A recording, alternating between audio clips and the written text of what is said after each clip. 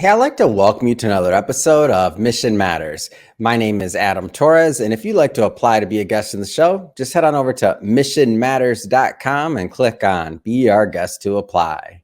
All right, so today my guest is Mohamed Hamza, and he's Senior Director of Client Success over at Mercer Talent Enterprise. Hamza, welcome to the show. Thank you very much. Thank you for having me, Adam. All right, so we got a lot to talk about today. So I want to get into executive coaching. I definitely want to talk a little bit about what you're doing over at Mercer Talent Enterprise as well a bit. But before we get started, I like to start this interview the way that we start them all, with what we like to call our Mission Matters Minute. So Hamza, we at Mission Matters, we amplify stories for entrepreneurs, executives, and experts. That's our mission. Hamza, what mission matters to you? First of all, I really like your mission. That's really interesting. My mission is basically, I think it's a really wide question. I can answer it in so many different ways. But for me, what stands out is normally generally developing people, and more specifically, developing leaders. I think I always see the impact of this on people and on organizations. I see the impact of good people, good leaders, and the impact of not really good leaders on organizations. So I think it's a really important thing, and I think this is my mission. So I kind of want to go back a bit here. So when did you get interested in this concept of like leadership, being a leader, like helping others in leadership? Like, where did that start for you? Yeah. So normally people get interested in leadership development, or if they're interested in leadership development further in their careers. For me, it was a little bit different because it was just when I started my career. So when I joined my first company, I was really lucky because my company, just as I joined, they were winning an award, winning a competition basically. And the award was that they will develop their people, the employees, with top US business schools, top global business schools basically. And I was really eager to learn. I wanted to understand about this stuff. And the first program I attended was about leadership. It was called the Leadership Challenge. And it was, it fascinated me, like how the awareness that I got. I didn't have any leadership experience, right? But the way I saw people around me and the awareness I got about myself and how I can become a leader regardless of the titles and everything. I think this is how it started, right? So started really early in my career. Yeah. And so how did you, in the beginning, obviously at work, you had a certain amount of infrastructure there, right? With the leaders around you, maybe some training programs and other things they may have had in place. But how did you start to, in those early days, how did you start to like tool up? How did you start to, build your tool set? Yeah. So as I told you, I was really lucky, right? So I was working in an organization where I was not really paid well, but everything else was good, right? So environment was positive. It's always pros and cons, right, Hamza? Yeah, you cannot. The scales. It's the scales of life, right?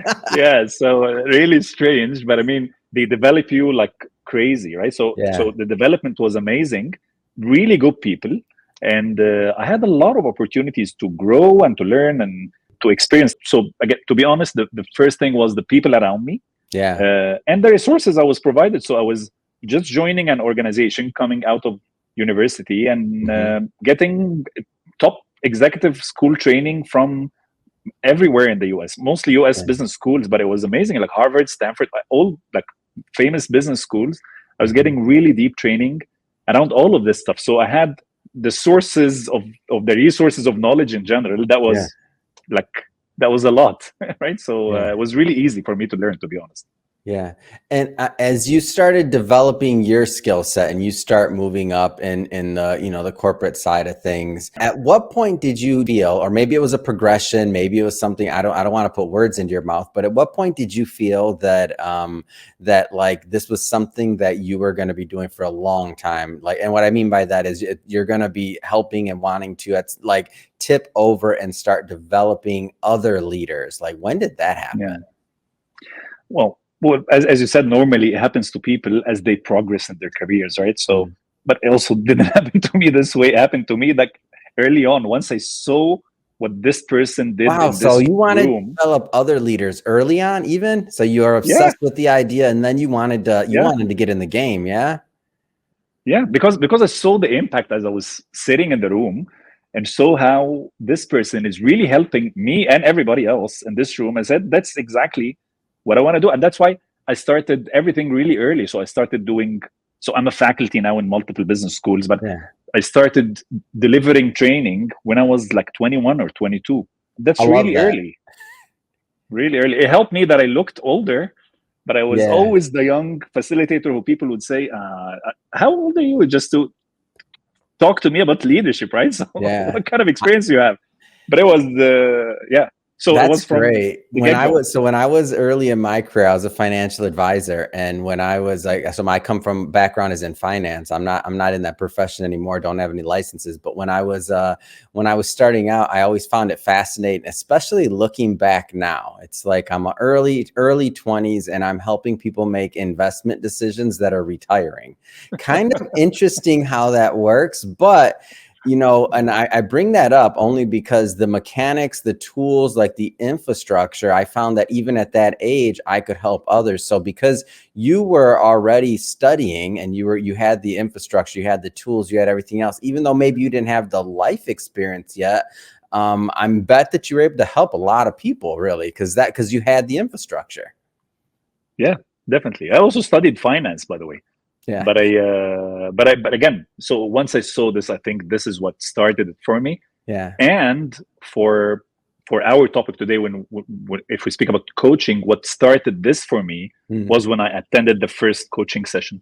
So it's always when I was on the receiving side of the service or the business, I was saying, okay, so for coaching, for me, it was really strange because the coach didn't tell me to do anything.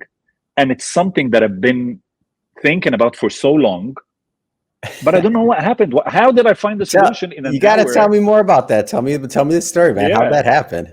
I was in a tough situation where it's a very long story. I don't want to go through it, but I mean, I was in a tough situation with business partnership.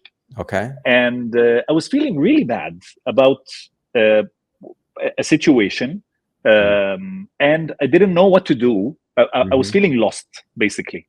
Yeah. And that was the only thing I was thinking about in my life. I wake up, I think about this, and I sleep thinking about the same thing. It's like, that's the only thing I was thinking about. But then I was attending a training, and as part of the training, there was some coaching sessions provided. And they said, okay, who wants to volunteer to be coached? And I said, okay, let me bring this and see if this coaching works, right? So, and when I discussed this, and the coach was amazing also, but when I discussed this, it brought completely different energy. The coach didn't tell me to do anything, but I knew exactly what I'm gonna do. Yeah, because it's really different. It's really strange. You have to try it, right? So it's really different than when you think about something or when you speak about it with someone who's not giving you a solution and you're not whining about it. Very different. Yeah. When you whine about something, okay, that's sometimes you need to blow off some steam. That's fine. Yeah. But I mean, when you speak with a coach, like you have a conversation with a purpose. It's not just a conversation to blow off steam. Yeah. So the energy it brought to me, it was really strange. And I know exactly what I had to do. And I did it and it was done for me. So I thought, you know what? Wow. I'm definitely going to do this. So, yeah. What was so now you've been on the receiving end of being a coach. And now what was that next step for you? When did it click when you're like, you know what? Not only am I on the receiving end, but I want to help others. I want to be a coach. How did that happen? Yeah. So that was exactly right after this session. I said, you know what? So I've been in the business of Hamza, helping you make others. Decisions pretty fast. It sounds like early in your career, you were on this leadership path. Yeah. You do a coaching session right after. You're like, "Hey, I'm in. This is for me." Like, what's up? Yeah, let's do this. Yeah. No, to be honest, it's also relevant to my business, right? So I was in a very similar business in general, and when I got the opportunity to experience this, I thought, you know what? It's just like really like mind-blowing. So I thought I definitely want to do this. I've been helping or trying to help people in general or in the same business. So I thought, you know what? I'll have to go through this. And it's not an easy journey. It's not a hard journey, but I mean, it's a journey that you need to work for. You don't become a coach like this. You don't attend a couple of days of training and you're a coach, right? Yeah. Because so many people would read an article about coaching, and the next day you'll say, I'm Coach Hamza. It's like, it doesn't work this way.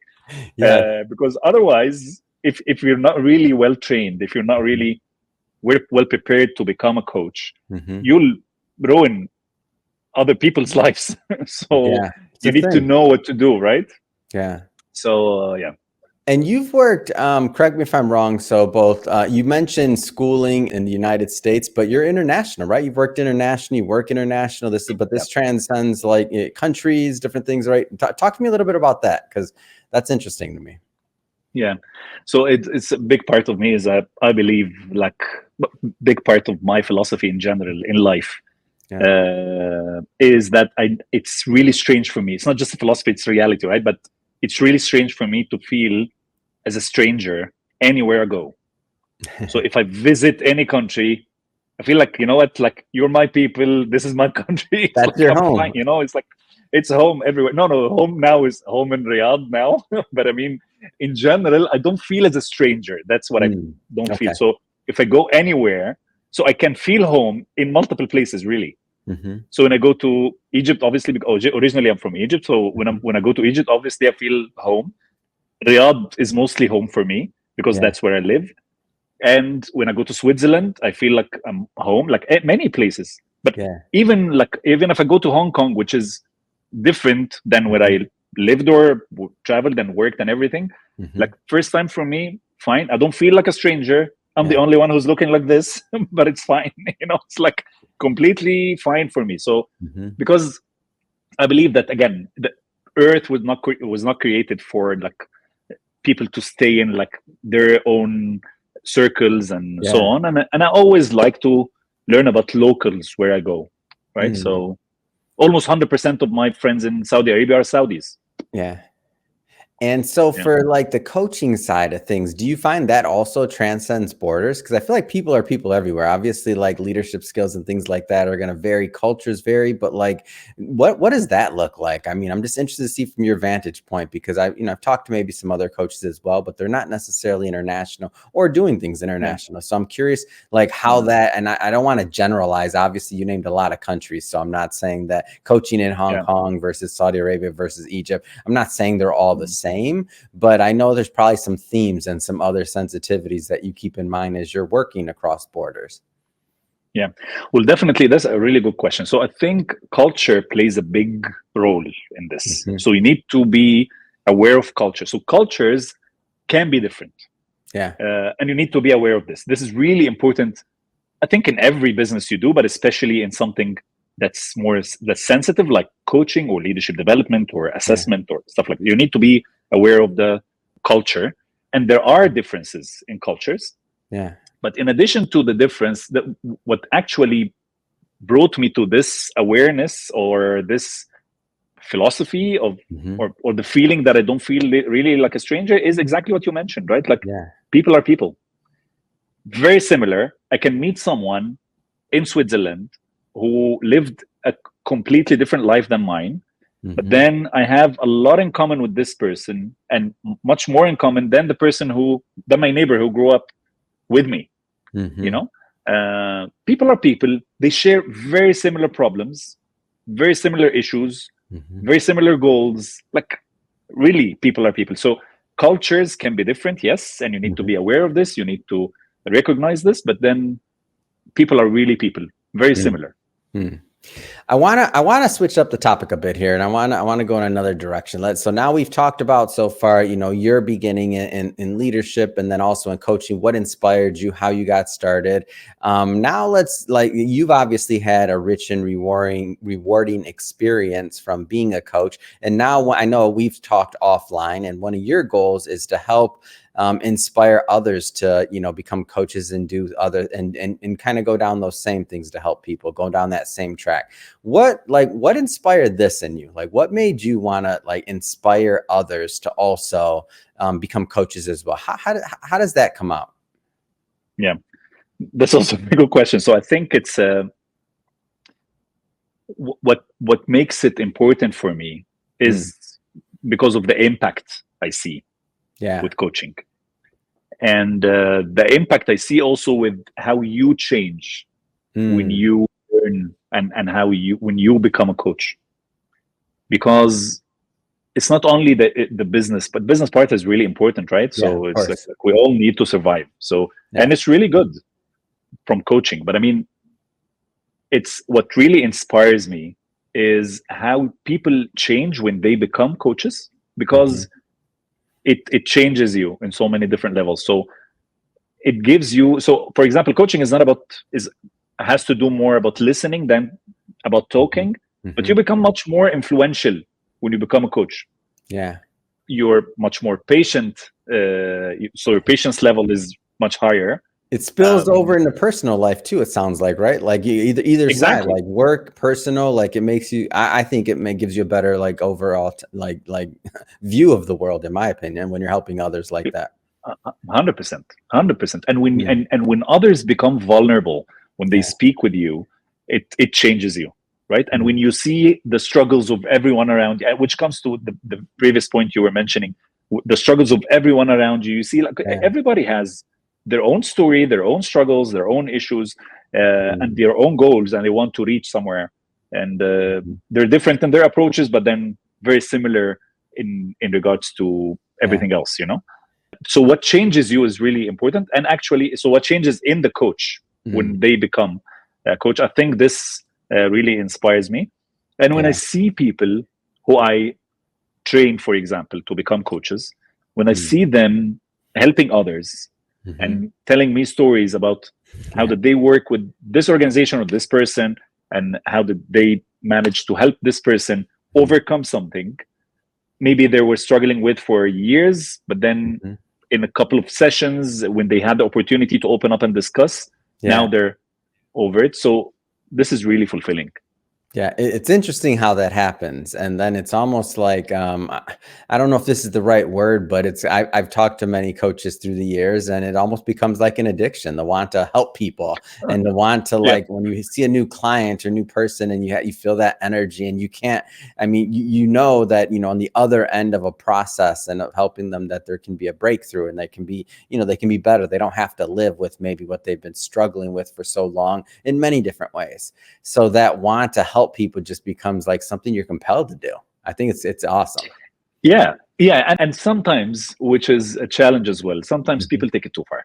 So I know that, again, my purpose is to help the client that I'm working with, but then I don't really, sometimes people overdo it to reach the breakthrough. We have to have a breakthrough, right? I have to, it doesn't work this way. It has to come really natural. Otherwise, it's not going to happen, you know? So it definitely, it is fulfilling when it happens, but you shouldn't expect it to happen every day. Not every coaching session, you see a great breakthrough and people are like solving all the, it doesn't work this way, right? So, and if you think, in the movies it does, in the movies it does. Yeah, exactly. And some coaches actually, they thrive for this too much that it's actually, they become pushy. They're not doing coaching, right? So so that's not how it works. But when it happens, it is definitely fulfilling. So Hamza, you mentioned training others to become coaches or guiding them on the path as well. Like talk to me a little bit about how that works. When people, you have different purposes of you trying to learn about coaching. So some people learn about coaching to become executive coaches, and some people learn about coaching to have the skill of coaching. Because when you have a coaching skill, you can do so many things better. You're a better leader, for example.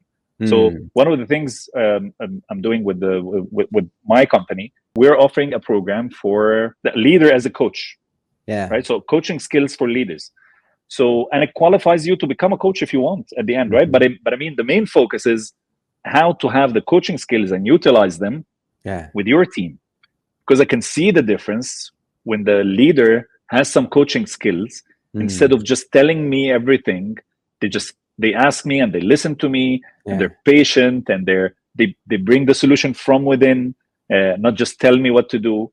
So it depends on the path you would like to go through, but in general, you have to be trained to become a coach. You have to be trained to make. That's the first step always. But then there are also other steps. So you need to do mentoring hours. Maybe you need to do like a record. You need to work on your craft always. It's a craft, and it's not like when you attend 2-3 days of training, that's it, you're fine, you can go and do it. It doesn't work this way. It's a skill that needs some time to acquire, right? I cannot tell you that I'm going to teach you to swim in 3 days and you'll be amazing. No, that's not how it works. No. Yeah. Well, Hamza, I just have to say, man, it's been great having you on the show and learning more about what you're doing, and also just your passion for coaching. It jumps right through the camera. I just have to ask, what's next? I mean, what's next for you? What's next for the coaching? What's next for leadership? Like, what's next on your plate?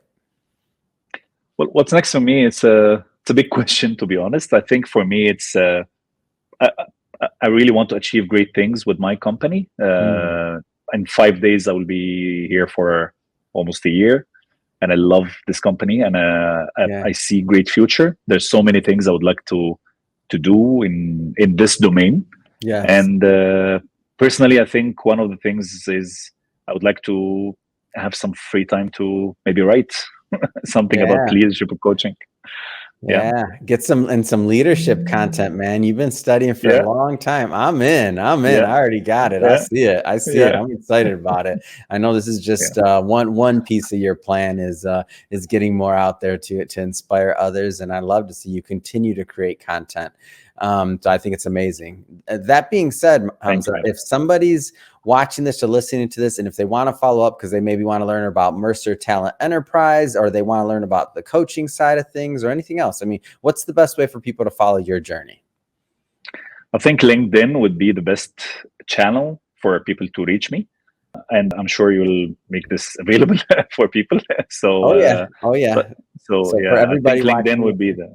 So for everybody watching this, we'll put the link to the show, or excuse me, to Hamza's LinkedIn profile, all that other good stuff in the show notes. So you can just click on the links and head right on over. And speaking of the audience, if this is your first time with Mission Matters and you haven't done it yet, hit that subscribe button, because we have many more mission-based individuals coming up on the line, and we don't want you to miss a thing. Hamza, again, thank you so much for coming on the show, and can't wait to the next time, man. Thank you. Thank you very much, Adam. That was lovely. Thank you so much.